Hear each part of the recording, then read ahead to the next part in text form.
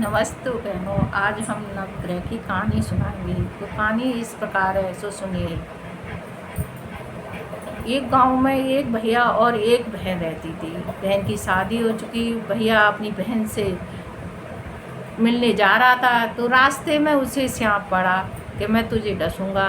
वो कहता है, मुझे क्यों डसेगा, मैं तो अपने माँ बाप के इकलौता बेटा हूँ, कि इससे मुझे क्या मतलब। मैं तो तुझे डसूंगा कि मैं तो अपनी बहन का एक ही भाई हूँ, मैं तो अपनी बहन से मिलने जा रहा हूँ। जब मैं लौटूँ जब डस लेना। तो सांप कहता है कि मुझे क्या पता तू कौन सी रास्ता चला जाएगा, मैं तो तुझे अभी डसूंगा। नहीं माना। तो वो कहता है, नहीं माना तो तू ऐसा कर, मेरे थैले में बैठ जा, जब मैं लौटूँ जब डस लेना। सांप मान जाता है। अब उसके थैले में बैठ जाता है, ऊपर से बेलपत्र ढक लेता है, अपनी बहन के यहाँ पहुँच जाता है। बहन तो नवग्रह की कहानी सुन रही थी। तब भैया को देख के बड़ी खुश होती है, कहती है, भैया तू भी बैठ जा, नवग्रह की कहानी सुन ले। तो भैया भी वहीं बैठ जाता है, बगल में अपना थैला रख लेता है। बहन कहती है, भैया सुनता है, जीव की, जानवर की, कुत्ता की, बिल्ली की, हाथी की, घोड़ा की, सास की, ससुर की, भैया की, बहन की, घर के धनी की, देवरानी जेठानी की, सबकी गिरह शांतों। गिरह चले 8 पैर, बंदा चले 4 पैर, और बिच्छू भबरा सांप जल के चूल्हे में राख हो जाए। अब तो भैया थैले में सांप सुनना, वो तो एकदम नौलखा हार बन गया। तब बहन की कहानी ख़त्म होती है। भैया से पूछती है, भैया तू मेरे लिए क्या लेके आया है। तब वो कह भी नहीं पाया जब तक तो थैले को लेके अंदर चली गई।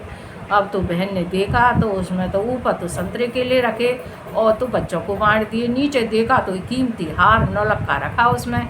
अब वो उसे पहन के बड़ी खुश हुई और कह रही कि बहन, तो भैया देखता है कि बहन तो बड़ी खुश है, हार पहन के आ गई, अभी तो कुछ नहीं था इसके गले में। कि बहन तू तो बहुत गरीब थी, तेरे पे हार कहाँ से आ गया। कि भैया मैं तो कल भी गरीब थी, आज भी गरीब हूँ, वो तो हार तू ही तो लाया है भैया मेरे लिए, कि मैं तो कोई हार नहीं लेके आया। तब भैया अपनी सारी बात बताता है रास्ते की, कि उसमें तो मेरा काल बैठा हुआ था, वो तो तेरी कहानी के परिवार से ही जो नाक का हार बन गया है, वो तो तेरे भाग से हुआ है, तू ही रख। तब बहन कहती है, भैया तुम पे नवग्रह की दशा चल रही है, मेरी भाभी से कहना कि वो नवग्रह की कहानी सुना करे। 1-2 दिन बाद वो घर पे गया।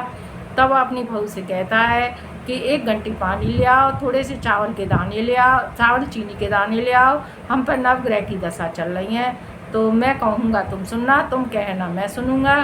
कि वो ले आती है फिर चीनी चावल के दाने और 1 लोटा पानी।